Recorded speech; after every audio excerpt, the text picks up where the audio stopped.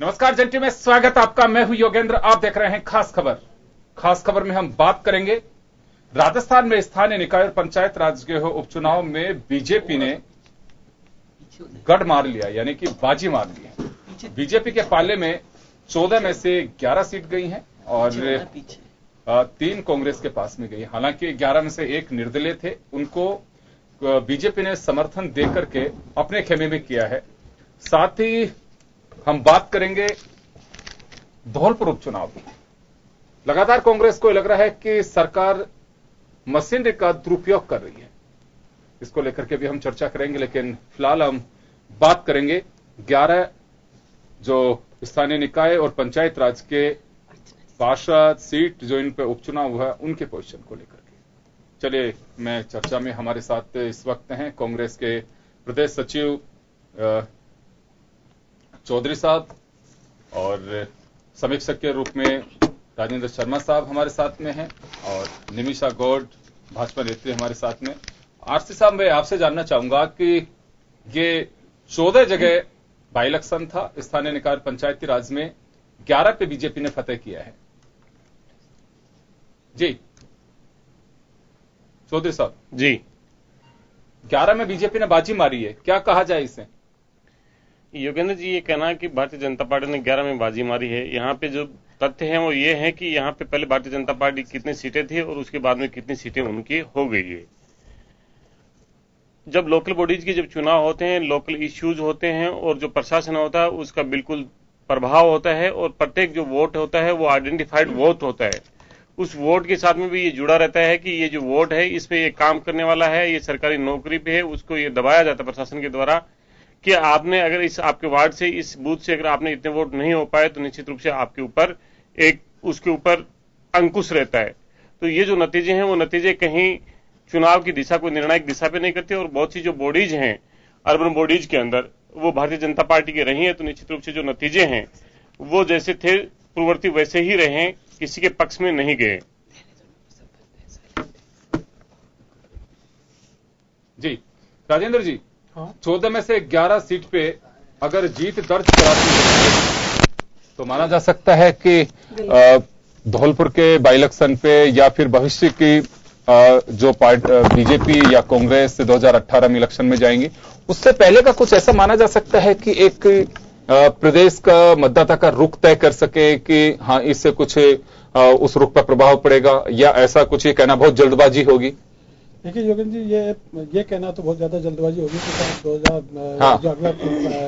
विधानसभा का चुनाव होगा या लोकसभा का चुनाव होगा उसमें इसके प्रभाव पड़ेंगे। पर निश्चित रूप से ये जरूर है कि कहीं न कहीं मतदाताओं का अभी भी बीजेपी के प्रति झुकाव साफ स्पष्ट नजर आ रहा है। उसका कारण यह है कि देखिए पिछले काफी टाइम से एक अलग तरह का माहौल बना था, बीजेपी के खिलाफ बनाया जा रहा था सोशल मीडिया पे और दूसरी जगह पे कि साहब राज्य में काम नहीं हो रहा या दूसरी चीजें नहीं हो रही है। पर इस जो मैंडेट जो आया है उसके अंदर जो माहौल बनाया गया था जो खिलाफ, उसके पक्ष में नहीं है, उसके विपक्ष में, यानी कि सरकार के पक्ष में ये मैंडेट गया है। पर देखने वाली चीज ये है कि चूंकि इसमें स्थानीय मुद्दे ज्यादा काम करते हैं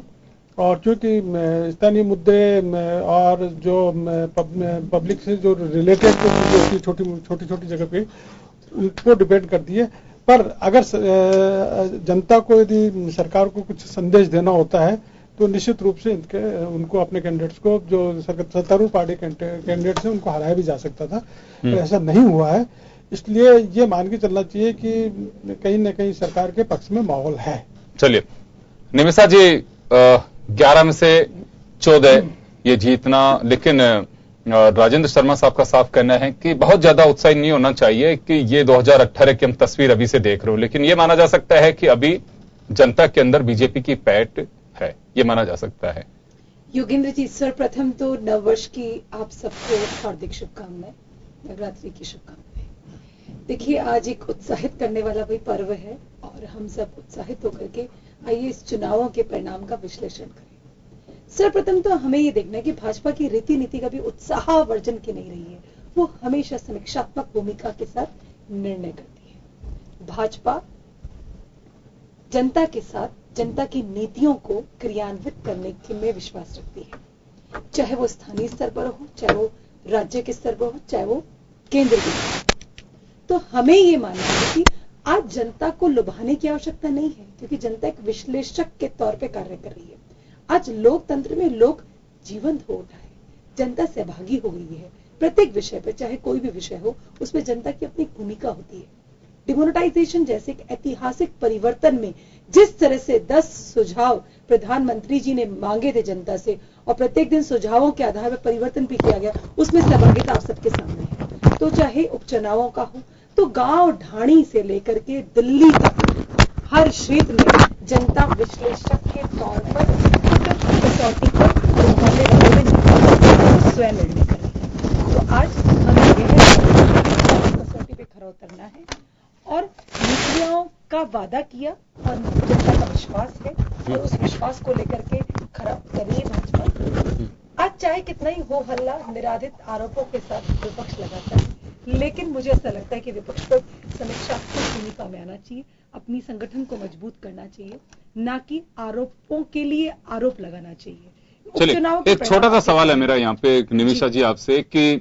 अभी जैसे राजेंद्र शर्मा साहब ने कहा कि इसे बहुत अधिक उत्साह के रूप में नहीं देखा जाना चाहिए, और ये 2018 अभी दूर है यहां से।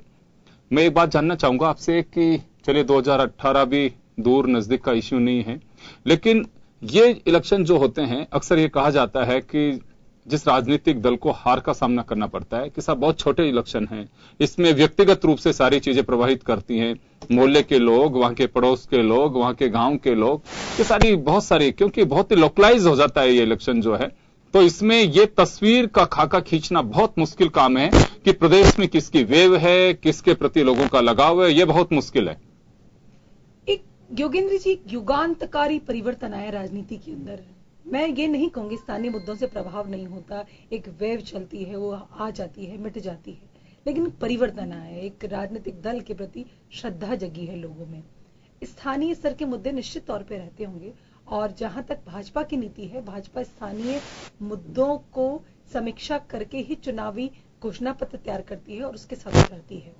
तो जहां तक ये बात है, निश्चित तौर पे मैं ये नहीं कह रही हम उत्साहित नहीं, क्योंकि हम तो प्रत्येक वर्ष, अभी आपने 3 साल का कार्यकाल देखा राजस्थान का भी, तो राजस्थान में प्रत्येक वर्ष हमने जिलों में जाकर के अपने रिपोर्ट कार्ड प्रस्तुत किए। माननीय मुख्यमंत्री जी स्वयं जाती हैं, जिलों में रहती हैं, 3-3 दिन का प्रवास करती हैं, तो सत्ता कोई जयपुर तक सीमित नहीं रही है, सत्ता विकेंद्रित होकर के गांव ढाणी तक पहुंची है, और भौगोलिक सत्यापन के माध्यम से योजनाओं के क्रियान्वयन की सुनिश्चितता तय की है। तो यही वजह है कि वक्त बदल रहा है और लोगों में ये उनके जहन में ये जगह बना रही है बीजेपी की, जयपुर से बाहर निकल करके सरकार आपके द्वार तक आ रही है, ये एक वजह है कि उसकी वजह। चलिए, आरसी चौधरी साहब, आपने सुना कि ये वजह नहीं है, वैसे तो लोकलाइज इलेक्शन मान के चलते हैं हम लोग इसको, कि इन चुनावों को एक आधार नहीं बना सकते, लेकिन देखिए एक उत्साहवर्धन करने के लिए काफी होते हैं ये चुनाव, कि 14 में से 11 जगह पे बीजेपी ने बाजी मारी है और 3 पे कांग्रेस, तो ये थोड़ा सा मुश्किल घड़ी कांग्रेस के लिए कही जा सकती है। प्रदेश में एक और बड़ा उपचुनाव है विधानसभा का, उस पर भी इसका असर पड़ सकता है। योगेंद्र जी, निश्चित रूप से जो जनादेश है वो जनादेश तो सिरोधार्य होता ही है, चाहे छोटा हो या बड़ा हो, एक बात तो ये है। दूसरा, भारतीय जनता पार्टी की जो पहले 8 सीटें थी वो बढ़ के 10 सीटें हुई है। कांग्रेस की एक सीट कांग्रेस की लूज की ब्लॉक के अंदर और नगर पालिका के अंदर, जहां पे वोट का 4000 का हाईएस्ट आंकड़ा होता है, उस 4000 और नगर पालिका का तो जो वोट का आंकड़ा होता है वो वार्ड के अंदर 1500 भी होता है, 1200 भी होता है, 1800 भी होता है।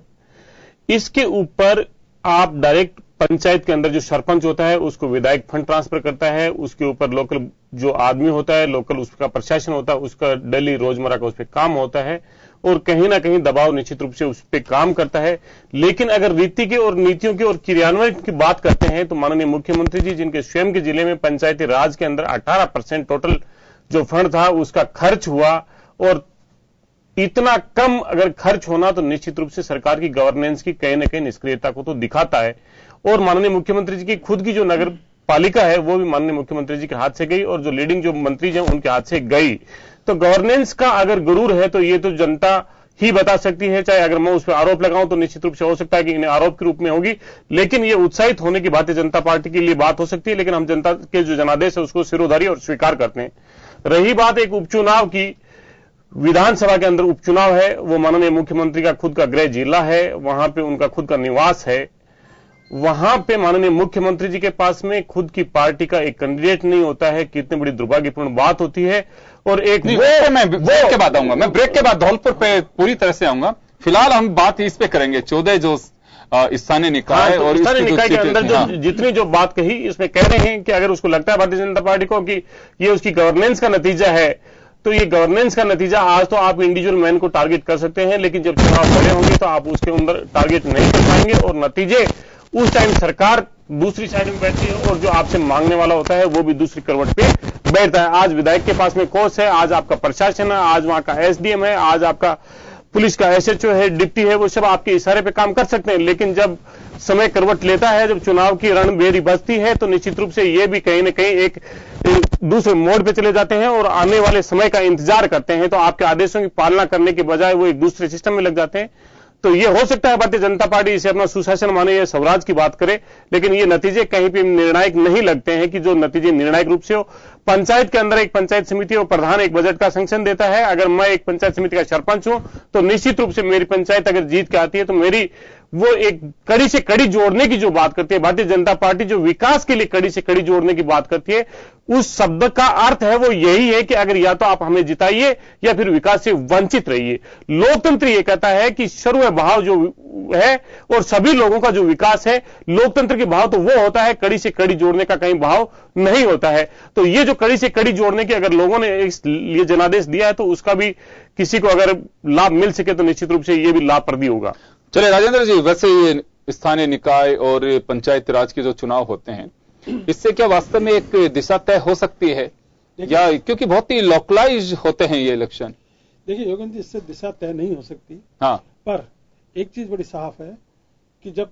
कम मतदाता होते हैं, छोटे चुनाव हो रहे हैं, उसके अंदर मतदाता ज्यादा मुखर होता है और सरकार के विरोध में जो कुछ होती है वो चीज उसको अच्छे ढंग से एक एक मतदाता तक पहुंचाई जा सकती है और उसका फायदा विपक्षी दल उठा सकता है मजे से। इसलिए यदि विपक्षी दल ये कहता है साहब प्रशासन में दबाव रहा या एमएलए फंड का रहा है, तो ये पूरी बेकार बेमानी बात है। क्योंकि जब आप 4000 5000 की बात कर रहे हैं, 4000 मतदाता है, 2000 मतदाता है, 1700 मतदाता है, तो उन 1700 या 2000 या 4000 मतदाताओं तक एक एक व्यक्ति जाकर के उनको अपनी बात बता सकता है। सरकार को उल्टा सरकार को चेता सकते हैं, सरकार के उस कैंडिडेट को हरा करके, सरकार के पक्ष वाले कैंडिडेट को। इसलिए उस जीत को आपको उस तरीके से लेना पड़ेगा कि जीत कहीं न कहीं सरकार के पक्ष की जीत है।